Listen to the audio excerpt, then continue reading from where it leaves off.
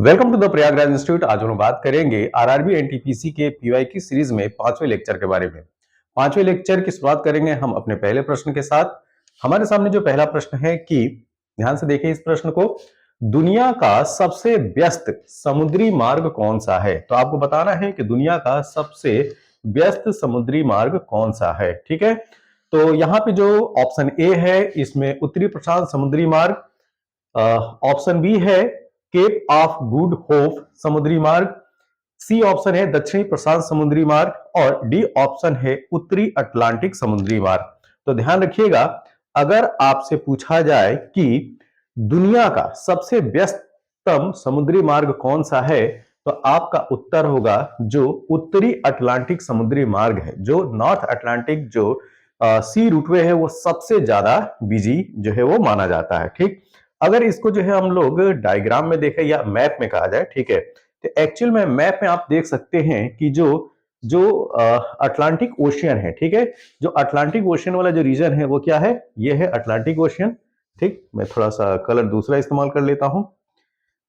तो ये वाला जो देख रहे हैं आप लोग, ये है अटलांटिक ओशियन वाला रीजन और इसमें जो रूट को जो रिप्रेजेंट किया गया है ये वाला जो पोर्शन है ये रूट को दिखा रहा है। तो ये जो पोर्शन आता है वो नॉर्थ अटलांटिक रीजन के अंतर्गत आता है और यहाँ पे जो है जहाजों का आवाजाही जो है बहुत ज्यादा होता है। ठीक है, और इसी वजह से जो नॉर्थ अटलांटिक ओशियन रूट है वह सबसे व्यस्त रूट माना जाता है पूरे विश्व का। तो दुनिया का सबसे व्यस्ततम रूट कौन सा हो गया, नॉर्थ अटलांटिक ओशियन रूट। ठीक, अगला प्रश्न यह है कि निम्नलिखित में से कौन सा कार्बन का एक अपर रूप है। ठीक है, तो यहां पे आपसे पूछा जा रहा है एलोट्रोपिक फॉर्म ऑफ कार्बन। तो दिए गए ऑप्शन में आपको जो है कार्बन का अपर रूप बताना है। ठीक है, एलोट्रोप। तो पहला ऑप्शन है खड़िया, दूसरा है जिप्सम, सी ऑप्शन है संगमरमर और डी ऑप्शन है हीरा। ठीक है, तो यहाँ पे जो हमारा सही उत्तर है वह है डायमंड। ठीक है, जो हीरा होता है वह कार्बन का एलोट्रॉप कहलाता है। अब इसके साथ हम लोग जानेंगे कि आखिर एलोट्रॉप्स होते क्या है। देखिए, ऐसे ऐसे पदार्थ जिनके केमिकल रासायनिक गुण समान हो और फिजिकल प्रॉपर्टी भौतिक गुण भिन्न हो वो एलोट्रॉप कहलाते हैं। और एक और जो मेन पॉइंट है ये कि जो एलोट्रॉप्स होते हैं वो एक ही एलिमेंट के बने होते हैं। ठीक है, तो अगर कार्बन के एलोट्रॉप की बात किया जाए तो डायमंड है, मतलब कि हीरा है, ग्रेफाइट है। तो हीरा और ग्रेफाइट दोनों के दोनों जो है एक ही तत्व क्या, कार्बन के ही बने हैं। ठीक, तो शुद्ध तौर से जो है एक ही एलिमेंट के बने होते हैं क्या, एलोट्रॉप। अब जो कुछ एग्जाम्पल हैं कार्बन के एलोट्रॉप का यहां पे आप लोग जो है वो देख सकते हैं। ठीक, तो जैसा कि मैंने बताया ग्रेफाइट एक हो गया, ग्रेफाइट। ठीक, दूसरा डायमंड BC8, मतलब कि बकमिंस्टर फ्लोरीन 8, फ्लोरीन, ये भी जो है फ्लोरीन है। ठीक, नैनो ट्यूब और ग्रेफीन, ये सब एग्जाम्पल हैं किसके, ये सब एग्जाम्पल हैं कार्बन के एलोट्रॉप के। तो अगर कार्बन के अपरूप पूछा जाए तो आप लोग क्या बताएंगे, डायमंड बताएंगे, ग्रेफाइट बताएंगे, बकमिंस्टर फ्लोरीन बताएंगे, नैनो कार्बन ट्यूब बताएंगे और ग्रेफीन बताएंगे। ठीक है, और ये जो ग्रेफीन है, ठीक है, 2 डायमेंशनल स्ट्रक्चर है और बहुत ही मजबूत होता है, बहुत ही मजबूत होता है। और ग्रेफीन के डिस्कवरी को लेकर जो है नोबेल प्राइज भी दिया गया था साइंटिस्टों को। किस फील्ड में दिया गया था, तो फिजिक्स के फील्ड में दिया गया था, ये भी आपको जो है ध्यान रखना है। अगला प्रश्न ये है कि भारत ने 2017 में विवादित, यहाँ पे खाली स्थान है, के संबंध में बीजिंग के खिलाफ, ठीक है, बीजिंग के खिलाफ विरोध के बाद पहले बेल्ट एंड रोड फोरम का बहिष्कार किया था। ठीक है, तो यहाँ पे जो एक जो कॉन्सेप्ट है BRI, belt and road initiative, यह चाइना का जो है महत्वाकांक्षी प्रोजेक्ट है। ठीक है, और यह जो है OBOR के अंतर्गत आता है। किसके अंतर्गत आता है, OBOR, one belt one road. ठीक है, तो इसके तहत जो है चाइना और पाकिस्तान के बीच में एक कॉरिडोर जो है वो बनाया जा रहा है। ठीक है, जिसको चाइना पाकिस्तान इकोनॉमिक कॉरिडोर बोलते हैं। क्या बोलते हैं, चाइना पाकिस्तान इकोनॉमिक कॉरिडोर। ठीक, जो कि पहला ऑप्शन है। तो इसी को लेकर भारत ने जो बेल्ट एंड रोड फोरम है उसका बहिष्कार किया था। ये जो मीटिंग थी 2017 में, इसका जो बहिष्कार किया था। अब हम लोग बात करेंगे कि आखिर भारत का मुद्दा क्या था कि जिसकी वजह से उसने जो है चाइना पाकिस्तान इकोनॉमिक कॉरिडोर का जो है वो बहिष्कार किया था। तो इसको जानने के लिए पहले हम लोग देखेंगे इस मैप को, ठीक है। तो यहाँ पे जो है मैप को जो है जानना बहुत जरूरी है। तो यहाँ पे जो ये मैप है आप ये देख सकते हैं, ये चाइना पाकिस्तान इकोनॉमिक कॉरिडोर का जो है वो मैप है, जो कि चाइना के कासगर से, क्या, चाइना के कासगर से प्रारंभ होता है और पाकिस्तान के ग्वादर पोर्ट तक पहुंचता है, ठीक है। और इसका रूट जो है, इसका जो रूट है वह पास करता है, अब अगर आप देखें, ठीक है, तो ये वाला जो रूट है, ये वाला, ठीक है। तो ये जो है, ये आप जो रूट देख रहे हैं ये है रेलवे रूट, ठीक है। यहाँ पे यहाँ पे जो है ये सिंबॉलिक तौर से यहाँ पे दिखाया गया है। और ये जो रेड कलर में है, ये जो रेड कलर में है, ये है रोड रूट है। क्या है? Road root. ये जो है दोनों बनाए जा रहे हैं चाइना पाकिस्तान इकोनॉमिक कॉरिडोर के तरीके से। और ये दोनों जो रूट हैं, ठीक, ये कहां पहुंचेंगे? ये पहुंचेंगे ग्वादार पोर्ट पे, ठीक है। तो ये जो कॉरिडोर है चाइना पाकिस्तान इकोनॉमिक कॉरिडोर के नाम से जाना जाता है। भारत को आपत्ति क्या है? ठीक है, तो भारत को आपत्ति ये है कि जो ये वाला पोर्शन है, आप लोग यहां से, ये वाला तो जो है इंडिया हो गया, इसके बाद ये वाला जो पोर्शन आप लोग देख रहे हो, ठीक है, ये है पीओके। क्या है? पीओके। थोड़ा सा जो है मैं कलर डिफरेंट यूज कर लेता हूं। इस तरीके से एक बार फिर से देख लीजिए, ठीक है। ये वाला जो रीजन है वो है पीओके, ठीक है। तो ये जो पाक ऑक्युपाइड कश्मीर है, इन दोनों से होकर जो है इनका इनका जो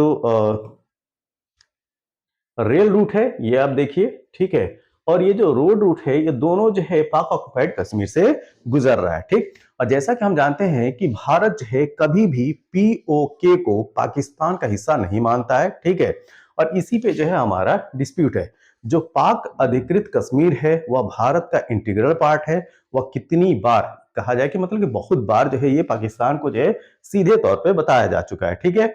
लेकिन यहाँ पे इस बात को ना तो पाकिस्तान ने और ना तो इधर चाइना ने, इन दोनों ने जो है जो भारत का जो मुद्दा है कि यह जो पाक ऑक्युपाइड कश्मीर है, यह जो है पाकिस्तान का हिस्सा नहीं है, वह भारत का हिस्सा है। और आप अगर यहाँ से रेल या रोड जो है वो रूट लेकर जा रहे हो और उसमें हमें इन्वॉल्व नहीं कर रहे हो, ठीक है, हमसे बिना पूछे जो है हमारी जगह से आप कैसे रूट बना सकते हो, ठीक। और फिर पूछते हो या फिर कहते हो कि मैं मतलब कि भारत जो है, या जो BRI, बेल्ट रोड जो इनिशिएटिव है, जिसके लिए आपने फोरम 2017 में ऑर्गेनाइज किया था, उसमें जो है भारत का समर्थन मिले, ठीक है। तो हमारी जो है संप्रभुता का प्रश्न है कि आप हमारी टेरिटरी के ओवर से जो है आप कैसे रेल रूट और रोड रूट बना सकते हो। तो यही हमारा ऑब्जेक्शन है, ठीक है। तो हमारी संप्रभुता या सॉवरेनिटी को लेकर जो है प्रश्न है। इसी वजह से हमने मतलब कि भारत ने जो है वो इसका विरोध किया है, ठीक। अब हम बात करेंगे अगले प्रश्न के बारे में। अगला प्रश्न क्या है कि भारत सरकार ने किस भारतीय मसाले के लिए अमेरिकी पेटेंट को चुनौती दी और इसे रद्द करने के लिए मजबूर किया, ठीक है। तो देखिए यहाँ पे जो दिया गया ऑप्शन है वो है हल्दी, ठीक है। तो हल्दी को पेटेंट कराने पे लगा हुआ था अमेरिका, जिसके विरोध में जो है भारत ने जो है अपनी दलील रखी और इसका जो है वो विरोध किया। तो ठीक, तो वह कौन सा पदार्थ है या कौन सा प्रोडक्ट है? वह नेचुरल प्रोडक्ट है हल्दी, ठीक है, टर्मरिक। अगला प्रश्न यह है कि पर्यावरण और वन के संदर्भ में WCCB, ठीक है, का पूर्ण रूप क्या है? तो WCCB का जो पूर्ण रूप है वह है wild life crime control bureau, ठीक है। Wild life crime control bureau जो है WCCB का फुल फॉर्म है। अब इसके साथ हम लोग जानेंगे जो अन्य अन्य पर्यावरण से संबंधित जो है एब्रिविएशन है, उनके फुल फॉर्म क्या है। तो देखिए यूएनईपी, अगर यूएनईपी का फुल फॉर्म पूछा जाए आपसे तो क्या बताएंगे? यूनाइटेड नेशन इन्वायरमेंट प्रोग्राम, ठीक है। तो यूएनईपी की स्थापना जो है 1972 में की जाती है। कब की जाती है? यह 1972 में स्थापित किया जाता है और इसका हेडक्वार्टर या मुख्यालय जो है नैरोबी में बनाया जाता है। कहां पे बनाया जाता है? नैरोबी। और नैरोबी जो है वह केनिया की कैपिटल है। आगे आईपीसीसी का भी फुल फॉर्म याद रखें, कभी कभी पूछा जाता है। तो आईपीसीसी का फुल फॉर्म है inter governmental panel on climate change. UNFCCC हमेशा जो हाईलाइट में रहता है। और UNFCCC के तहत अभी हाल फिलहाल में जो COP की मीटिंग होती है, ठीक है, कॉन्फ्रेंस ऑफ पार्टी की जो मीटिंग होती है, इसके क्रम में जो है जो 29 COP था वह अजरबैजान की जो कैपिटल है बाकू, ठीक है, बाकू में ऑर्गेनाइज किया गया। कहां ऑर्गेनाइज किया गया? बाकू में, ठीक है। तो बाकू जो है वो किसकी राजधानी है? अजरबैजान की, ठीक है। तो अजरबैजान में कॉन्फ्रेंस ऑफ पार्टीज 29 नंबर की जो है वो ऑर्गेनाइज की गई है और यह किसके द्वारा जो है वह इनिशिएटिव है? UNFCCC के द्वारा। और UNFCCC जो है वह रियो डी जेनेरियो, जो रियो डी जेनेरियो अर्थ समिट होती है 1992 में, उस समय यह उभर कर आता है और इसकी स्थापना जो है 21 मार्च 1994 को की जाती है, ठीक है। तो इसका जो स्थापना है, एस्टेब्लिशमेंट है, वह 21 मार्च 1994 का है, ठीक है। और इसके तहत जो कॉन्फ्रेंस ऑफ पार्टी है उसकी जो पहली बैठक होती है, ठीक है, COP फर्स्ट, वह होती है जर्मनी की कैपिटल बर्लिन में। तो इस तरीके से UNFCCC का फुल फॉर्म याद रखिएगा, United nation framework convention on climate change. आगे हम लोग बात करेंगे CBD का फुल फॉर्म होता है convention on biological diversity. IUCN वो भी हाईलाइट रहता है, इन्वायरमेंट से रिलेटेड अगर आपसे प्रश्न पूछे जाएंगे IUCN का भी फुल फॉर्म पूछा जा सकता है, जैसे कि WCCB का फुल फॉर्म पूछा गया। तो IUCN का फुल फॉर्म है international union for conservation of nature. WWF इसका फुल फॉर्म है world wide fund for nature. अच्छा, WWF का अगर आप लोग ने जो है सिंबल देखा होगा तो उसमें एक जंतु का जो है वो चित्र बना होता है, ठीक है। तो आपको बताना है कमेंट बॉक्स में कि वह कौन सा एनिमल है जिसकी फोटो जो है WWF के लोगो पे लगी हुई है, ठीक है। आगे है FAO, ठीक है, फूड एंड एग्रीकल्चर ऑर्गेनाइजेशन। तो अगर आपसे पूछा जाए कि फूड एंड एग्रीकल्चर ऑर्गेनाइजेशन का हेडक्वार्टर कहाँ है, तो यह है रोम, इटली में, ठीक है। और इसकी स्थापना होती है 16 अक्टूबर 1945 को। तो फूड एंड एग्रीकल्चर ऑर्गेनाइजेशन की स्थापना होती है 16 अक्टूबर 1945 को, ठीक है। और ये जो है यूनाइटेड नेशन ऑर्गेनाइजेशन का ही एक अंग है। साइट्स काफी ज्यादा इंपॉर्टेंट है, इसका फुल फॉर्म देखिए, convention on international trade in endangered species of wild fauna and flora, यह जो है साइट्स का फुल फॉर्म है। GEF ये भी जो है काफी हाईलाइट रहता है न्यूज में। तो ग्लोबल इन्वायरमेंट फैसिलिटी, क्या ग्लोबल इन्वायरमेंट फैसिलिटी जो है वो GEF का फुल फॉर्म है। और रामसर कन्वेंशन के तहत जो वेटलैंड है वो घोषित किए जाते हैं। और जैसा कि आप लोग जानते हैं कि जो रामसर कन्वेंशन, इसमें जो रामसर है वह ईरान का शहर है। कहाँ का शहर है? ईरान का शहर है। और इसके द्वारा जो आर्द्र भूमि है, ठीक है, उनको जो है उसके कंजर्वेशन, प्रोटेक्शन और उनके जो है ये कहा जाए कि उनके प्रोटेक्शन, प्रिजर्वेशन, कंजर्वेशन को जो है और ज्यादा बढ़ावा देने के लिए जो है यह जो है कन्वेंशन किया जाता है, ठीक है। और आज आपसे अगर पूछा जाए कि वेटलैंड डे, जो आर्द्र भूमि दिवस है, विश्व आर्द्र भूमि दिवस कब मनाया जाता है, तो याद रखिएगा यह जो है वो 2 फरवरी को मनाया जाता है। कब मनाया जाता है? 2 फरवरी को। अगला प्रश्न, हमारे सामने जो अगला प्रश्न है कि 2011 की जनगणना के अनुसार, यहाँ पे खाली स्थान है, भारत का सबसे अधिक आबादी वाला राज्य कौन सा है? बहुत ही आसान सा प्रश्न है, ठीक है। तो सबसे ज्यादा आबादी वाला जो राज्य है वो है उत्तर प्रदेश, ठीक है, उत्तर प्रदेश। तो 2011 की जनगणना के अनुसार सबसे ज्यादा अधिक आबादी वाला राज्य उत्तर प्रदेश है। अगला प्रश्न है कि which of the following is not a computer component, ठीक है। आपको बताना है कि इनमें से कौन कंप्यूटर का भाग नहीं है, ठीक है। तो ALE अर्थमेटिक लॉजिकल यूनिट, ये तो है ही है। CPU सेंट्रल प्रोसेसिंग यूनिट, ये भी है। मेमोरी, ये भी जो है कंप्यूटर के पार्ट में ही आता है, ठीक। यहाँ पे जो पेपर है, ठीक है, कागज, ठीक है, वो कंप्यूटर का पार्ट नहीं है। तो यहाँ पे सही उत्तर क्या हो जाएगा? Option number D. Option number D जो है करेक्ट आंसर है। अगला प्रश्न यह है कि which agency was created by the United Nation of provide emergency food and health care to children and mothers in the countries affected by World War second, ठीक है। तो आपको बताना है उस संस्था का नाम, ठीक है, यूनाइटेड नेशन ऑर्गेनाइजेशन की उस संस्था का नाम जो कि द्वितीय विश्व युद्ध से प्रभावित देशों में बच्चों और माताओं को आपातकालीन भोजन और स्वास्थ्य देखभाल प्रदान करने के लिए संयुक्त राष्ट्र द्वारा बनाई गई थी, ठीक है। तो यह संस्था थी यूनिसेफ। क्या थी? यूनिसेफ, ठीक है, यूनिसेफ। तो ध्यान रखिएगा, यूनिसेफ जो है वह संस्था थी जो कि वर्ल्ड वॉर सेकेंड से जो प्रभावित थे बच्चे, माताएं, ठीक है, तो उनको जो है इमरजेंसी में भोजन, स्वास्थ्य की देखभाल प्रदान करने के लिए यूनिसेफ को जो है कॉन्स्टिट्यूट किया गया था। और यूनिसेफ का हेडक्वार्टर कहाँ है? न्यूयॉर्क में। कहाँ पे? न्यूयॉर्क में। ठीक। अगला प्रश्न यह है कि खिलाफत आंदोलन का नेतृत्व किसने किया था? ठीक है, तो जो अली ब्रदर्स थे उन्होंने जो है खिलाफत आंदोलन का नेतृत्व किया था।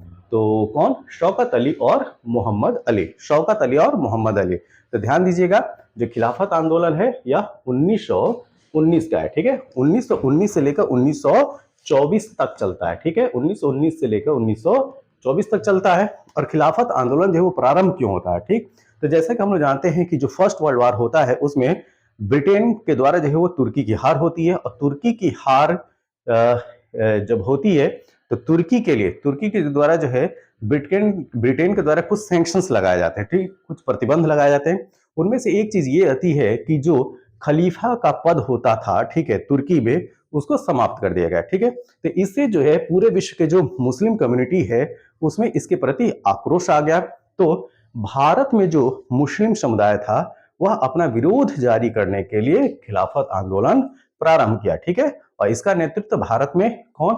शौकत अली, मोहम्मद अली जो अली ब्रदर्स हैं, इसके साथ में हजरत मोहानी और अबुल कलाम आजाद। ठीक है, तो अबुल कलाम आजाद का जो पेपर था अल हिलाल, ठीक, उसके थ्रू जो है वो अपना विरोध प्रदर्शन करते थे। और उसके बाद उसके अलावा जो मोहम्मद अली है उनका जो कॉमरेड न्यूज़पेपर है उसके तहत भी जो है वो विरोध प्रदर्शित किया जाता था। और एक चीज और ध्यान रखना है, 1919 में जो ऑल इंडिया खिलाफत कमेटी होती है उसकी अध्यक्षता, ध्यान रखिएगा, उसकी अध्यक्षता जो है महात्मा गांधी जी के द्वारा की जाती है। ठीक है, तो महात्मा गांधी जो है खिलाफत आंदोलन जो है उसकी अध्यक्षता करते हैं, उसकी कमेटी का। और महात्मा गांधी का जो है पूर्ण रूप से जो है समर्थन इस आंदोलन को दिया गया। आगे चल के जैसा कि आप लोग जानते हैं कि 1920 में असहयोग आंदोलन जो है प्रारंभ होता है। तो असहयोग आंदोलन को जो है सपोर्ट मिलता है खिलाफत आंदोलन से। और ये जो असहयोग आंदोलन है 1920 से लेकर 1922 तक चलता है। ठीक है, क्योंकि जैसा कि हम लोग जानते हैं कि चौरी चौरा का इंसिडेंस होता है 4 फरवरी 1922 को। और उस इंसिडेंस की वजह से, उस घटना की वजह से महात्मा गांधी 12 फरवरी 1922 को असहयोग आंदोलन से अपना समर्थन वापस ले लेते हैं। ठीक है, और कारण क्या रहता है? कारण ये रहता है कि जो 4 फरवरी 1922 की जो हिंसक घटना थी वह महात्मा गांधी को जो है वो प्रभावित करती है। और इस वजह से वो 12 फरवरी 1922 को अपना हाथ वापस ले लेते हैं।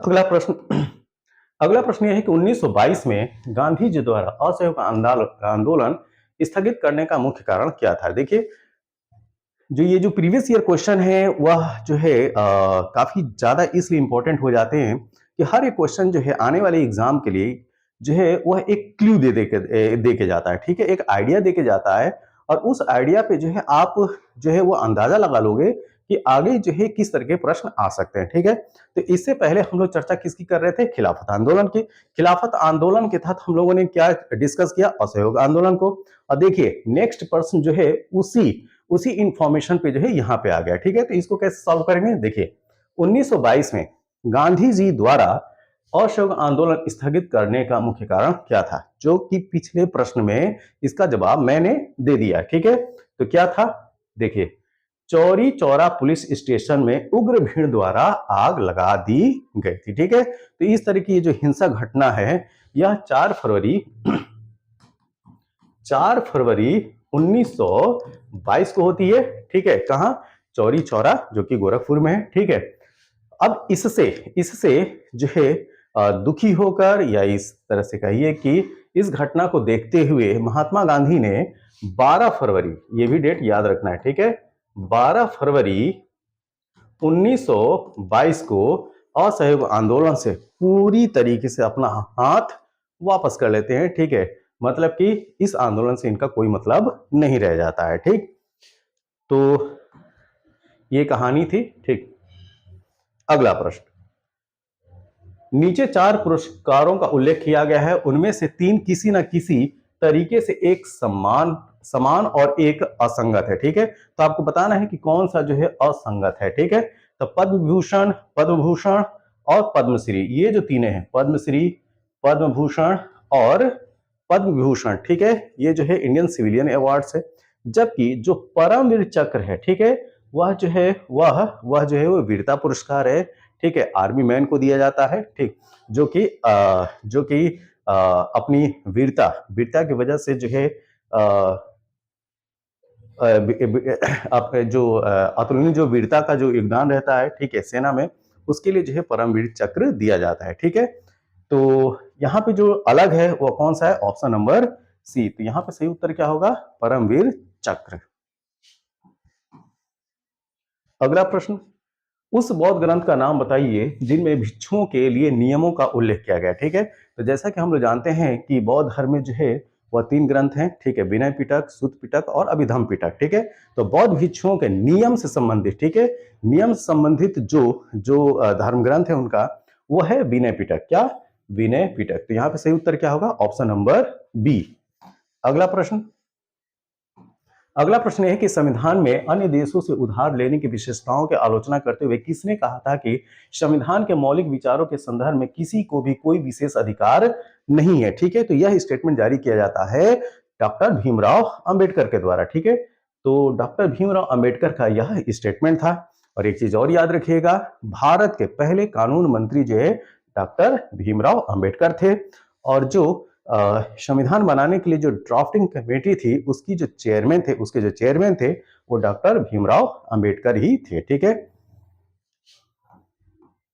अगला प्रश्न है कि इनमें से किस भारतीय राज्य में पवन ऊर्जा उत्पादन सबसे अधिक है, ठीक है। यहाँ पे सही उत्तर है तमिलनाडु। तमिलनाडु जो है वो पहले स्थान पे है।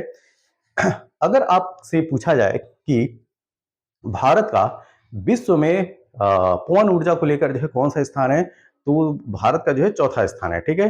तो पहले रैंक पे कौन है? पहले रैंक पे है चाइना, पहले पे है चाइना, ठीक है, वर्ल्ड लेवल पे। सेकंड पे है यूएसए, ठीक है, अमेरिका। तीसरे स्थान पे है जर्मनी, और चौथे स्थान पे है अपना भारत, ठीक है, इंडिया।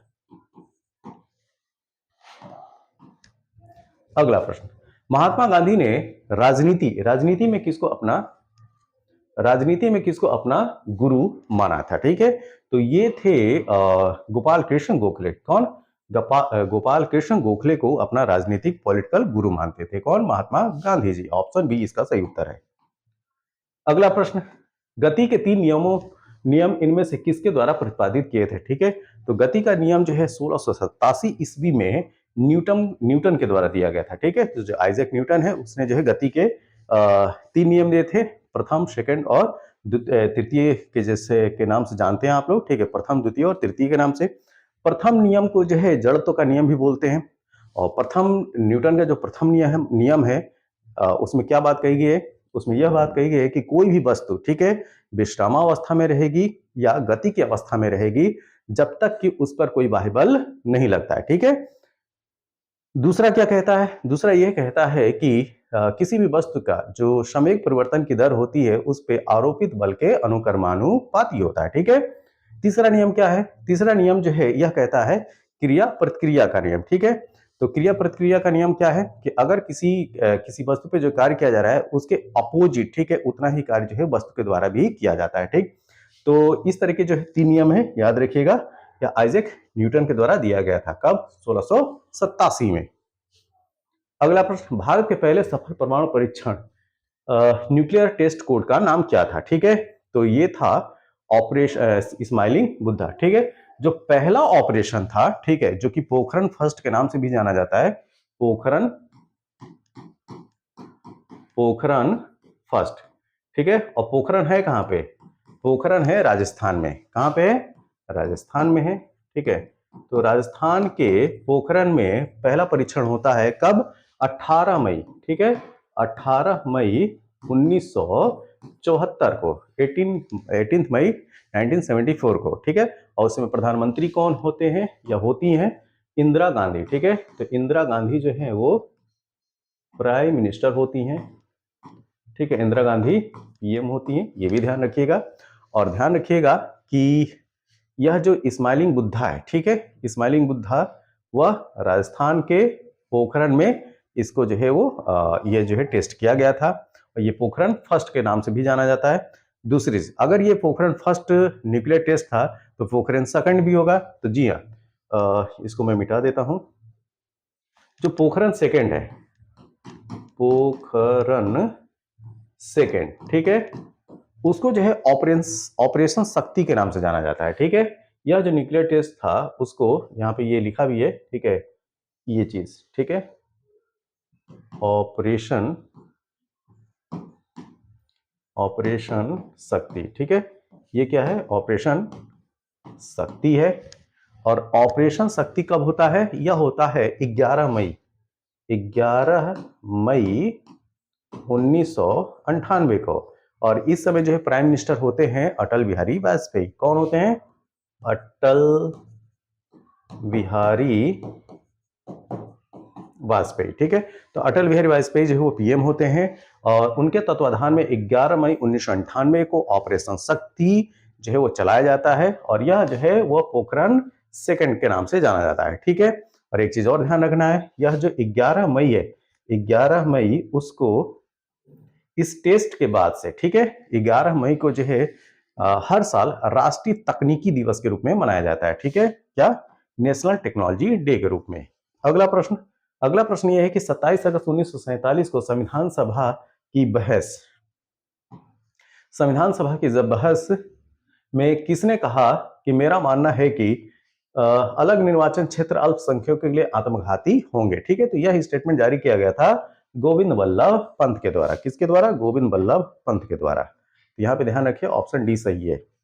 अगला प्रश्न, CSIR के वैज्ञानिकों ने भारत में पहली बार अनुवांशिक अध्ययन किया है। अध्ययन कहाँ आयोजित किया गया, तो यह जो है जो आइलैंड है लक्षद्वीप, वहां पे इसका आयोजन किया गया था। ठीक है, अच्छा, CSIR का फुल फॉर्म क्या होता है, CSIR का फुल फॉर्म होता है council of scientific and industrial research. ठीक है,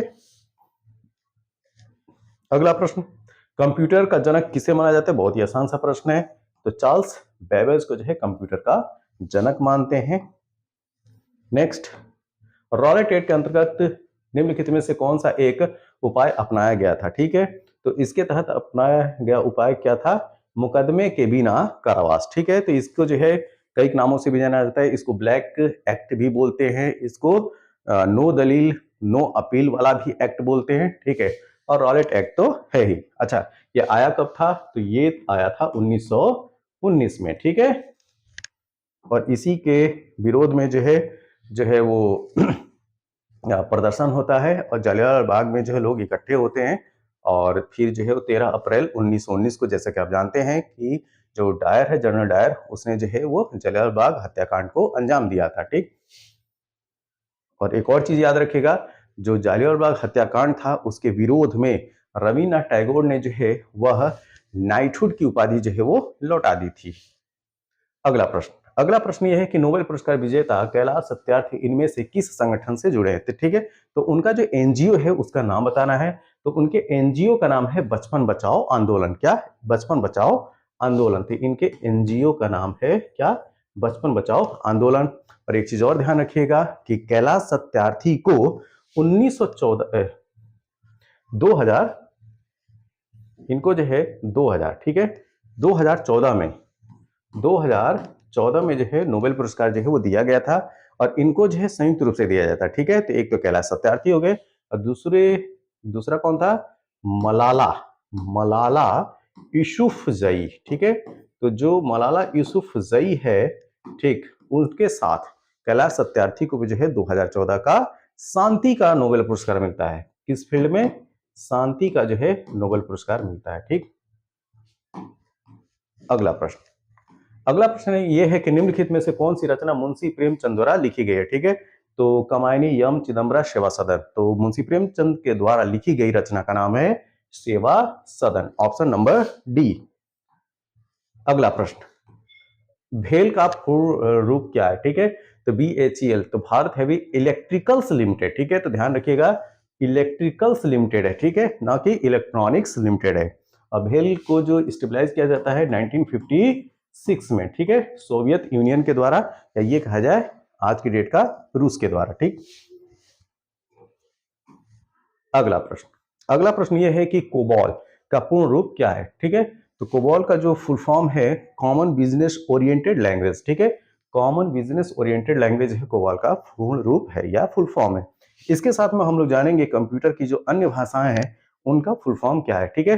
तो पीएचपी का पूरे जो पहले पुराना जो नाम हुआ करता था वह होता था हाइपर टेक्स्ट, सॉरी जो अभी जो नाम जो चल रहा है वो हाइपर टेक्स्ट प्री प्रोसेसर है। इसका जो पहले जो नाम हुआ करता था वह पर्सनल होम पेज, क्या पर्सनल होम पेज, लेकिन आज आप यही याद रखिएगा hyper text pre processor. HTML का फुल फॉर्म क्या है, hyper text markup language. CSS का फुल फॉर्म क्या है, कैस्केडिंग स्टाइल सीट्स, क्या cascading style seats.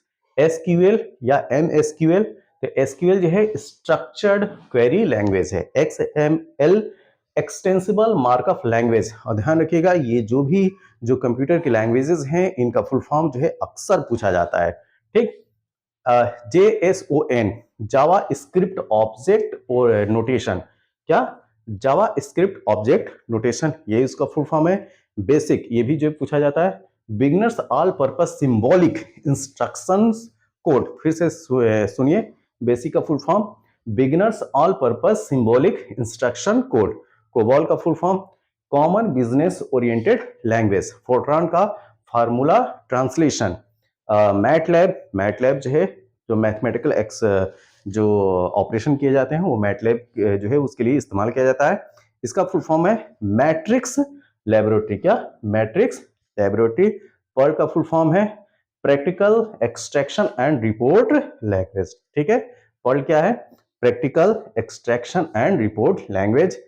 Ruby ASP क्या है, तो ये है एक्टिव सर्वर पेजेस, ठीक है। ये रूबी हटा दीजिए, ठीक है, यहाँ पे केवल एएसपी जानिए। तो एएसपी क्या है, एक्टिव सर्वर पेजेस। वीबीए का फुल फॉर्म क्या है, विजुअल बेसिक फॉर एप्लीकेशन। तो वीबीए क्या है, विजुअल बेसिक फॉर एप्लीकेशंस। तो ये हमारा जो है पीवाईक्यू सीरीज में 5वां वीडियो था। यह वीडियो आपको कैसा लगा, जैसा भी लगा हो आप अपने सुझाव दें कमेंट बॉक्स में जरूर दें। तब तक के लिए थैंक यू, धन्यवाद।